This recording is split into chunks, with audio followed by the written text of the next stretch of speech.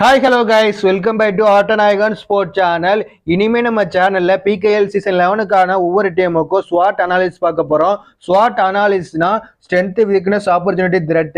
சரி, ஓகே. இந்த வீடியோக்குள்ள போறதுக்கு முன்னாடி நான் ஒன்று சொல்லிக்கிறேன். யாருமே நம்ம சேனலுக்கு சப்போர்ட் பண்ண மாட்டேங்கிறீங்க, வியூஸும் வர மாட்டேங்குது, ரொம்ப கஷ்டமா தான் இருக்கு. பட் இருந்தாலும் நான் தினமும் வீடியோ போட போறேன். உங்களால முடிஞ்ச அளவுக்கு சப்போர்ட் பண்ணுங்க, அது மட்டும் போதும். சரி, ஓகே, வீடியோக்குள்ள போலாம். ஜெய்ப்பூர் பிங்க் பேந்தர்ஸ் டீமுடைய ஸ்ட்ரென்த் என்னன்னு கேட்டீங்கன்னா, அவங்களுடைய ரைடர்ஸா தான் இருக்க போகுது. பயங்கரமான ஒரு ரைடர்ஸ் வச்சிருக்காங்க. ஜெய்ப்பூர் பிங்க் பேந்தர்ஸ் அணி அர்ஜுன் தேஸ்வால்னு ஒரு தரமான ரைடர் வச்சிருக்காங்க. கடந்த 2 சீசனா ஜெய்ப்பூர் பிங்க் பேந்தர்ஸ் அணி ரைடிங்ல நல்லா பண்றதுக்கு ஒரே காரணம் அர்ஜுன் தேஸ்வால்.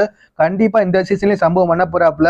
அதுக்கு சப்போர்ட்டா இந்த ஆக்ஷன்ல பிகாஸ் கண்டோலா, ஸ்ரீகாந்த் யாதவ், நிராஜ் நர்வால்னு ஒரு தரமான ஒரு ரைடர்ஸ் எடுத்து வச்சிருக்காங்க. பயங்கரமான ஒரு ரைடிங் யூனிட் வச்சிருக்காங்க. எனக்கு தெரிஞ்சு இந்த சீசன் மோஸ்ட் டேஞ்சரஸ் டீமா இருக்க போறாங்க ஜெய்ப்பூர் பிங்க் பேந்தர்ஸ் அணி ரைடிங்ல.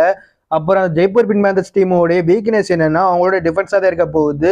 எதுக்காக சுனில்குமாரை ரிலீஸ் பண்ணான்னு தெரியல. கடந்த 2 சீசனா கேப்டனா இருந்து ஒரு டைட்டில், ஒரு பிளே ஆஃப் வரை கூட்டி போயிருக்காப்ல. எதுக்காக ரிலீஸ் பண்ணாங்கன்னே தெரியல. நீங்க ரிலீஸ் பண்ணிட்டு கூட எஃப்எம் கார்டு கொடுத்து கூட தூக்கலாம். பட் அதை கூட செய்யவே இல்லை ஜெய்ப்பூர் பிங்க் பேந்தர்ஸ் அணி இந்த சீசன். ஜுர்ஜித் சிங்கை போய் எடுத்திருக்காங்க. ஜுர்ஜித் சிங் கடந்த 2 சீசனா ஒழுங்கான ஃபார்ம்லேயே இல்லை.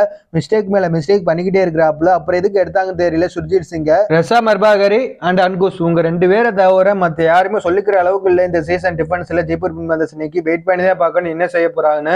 அப்புறம் இந்த சீசனுக்கு ஜெய்ப்பூர் பிங்க் பேந்தர்ஸ் அணி யாருக்கு ஆப்பர்ச்சுனிட்டி கொடுத்தா நல்லா இருக்கும்னா, ஹர்ப்ரீத் சோடா கொடுத்தா நல்லா இருக்கும். சீசன் 9ல தமிழ் தலைவாஸ் அணிக்கு விளையாண்ட ஒரு பிளேயரு. தமிழ் தலைவாஸ் அணி பிளேயா போற டயத்துல யாருமே எதிர்பார்க்காத நேரத்துல சாகரத்துக்கு இன்ஜுரி ஏற்பட்டதுக்கு அப்புறம் ரைட் கார்னர் பொசிஷன்ல யார் தாண்டா விளையாட போறாங்கன்னு இருக்கும்போது ஹர்ப்ரீத் சோடாவை கொண்டு வந்து விளையாட விட்டாங்க தமிழ் தலைவாஸ் அணி. பயங்கரமா விளையாண்டாப்ல.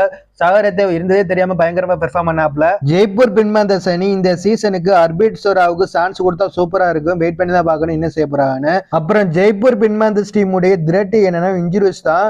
அர்ஜுன் தேஸ்வாலுக்கு மட்டும் இன்ஜுரி ஏற்பட்டுச்சுன்னா அவ்வளவுதான், சோலி முடிஞ்சு வச்சு. சீசன் 9ல எப்படி தப்பிச்சுட்டாங்க, அந்த சீசன்லயே அர்ஜுன் தேஸ்வாலுக்கு இன்ஜுரி ஏற்பட்டது. பட் இருந்தாலும் தப்பிச்சுட்டாங்க, டைட்டில் வின் பண்ணிட்டாங்க அஜித் குமாரை வச்சு.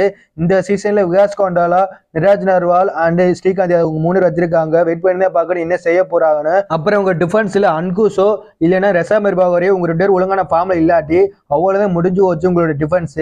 ஏன்னா உங்க 2 பேர் தான் பயங்கரமா பெர்ஃபார்ம் பண்ணிருக்காங்க கடந்த 2 சீசனா. அதனால தான் ரிட்டர்ன் பண்ணிக்கிட்டே இருக்காங்க. ஜெய்ப்பூர் பிங்க் பேந்தர்ஸ் அணி என்ன செய்ய போறாங்கன்னு தெரியல, வெயிட் பண்ணி தான் பார்க்கணும்.